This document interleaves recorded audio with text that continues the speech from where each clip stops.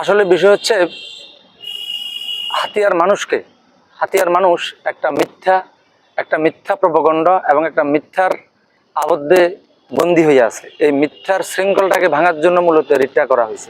কারণ হচ্ছে আইন প্রণেতা যারা সংসদে গিয়ে আইন প্রণয়ন করে, আইন প্রণেতার সৃষ্টিটা যদি মিথ্যা দিয়া হয়, তাহলে এক্ষেত্রে দেখা গেল এই দেশের যে মুক্তিগামী মানুষ, হাতিয়ার 7.5 লক্ষ মানুষ এই মিথ্যার জিম্মি দশা থেকে মুক্তি পাওয়ার জন্য মূলত রিটটা করা হয়েছে।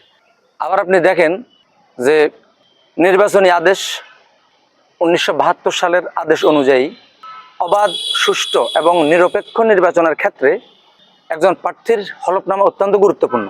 আব্দুল হান্নান মাসুদ নির্বাচনে তার যে হলফনামা দিছে সম্পূর্ণ অসত্য, বানোয়াট, ভিত্তিহীন এবং কল্পনাতীত। ওনার এই হলফনামার সাথে বাস্তবের কোনো মিল নেই। আপনি দেখেন কুমিল্লার মঞ্জুরুল হাসান হলফনামায় ভুলের কারণে ওনার এমপির প্রার্থিতা বাতিল গেছে। সীতাকুণ্ড আমাদের আসলাম, ওনারও হলফনামায় ভুল তথ্য থাকার কারণে উনি এমপি হওয়ার পরেও কিন্তু এখনো শপথটা নিতে পারে নাই। তো এক্ষেত্রে হান্নান মাসুদের যে অসত্য এবং বানোয়াট, এটা 1972 সালের নির্বাচনী আদেশ অনুযায়ী এটা অত্যন্ত সাংঘর্ষিক এবং ভয়াবহ।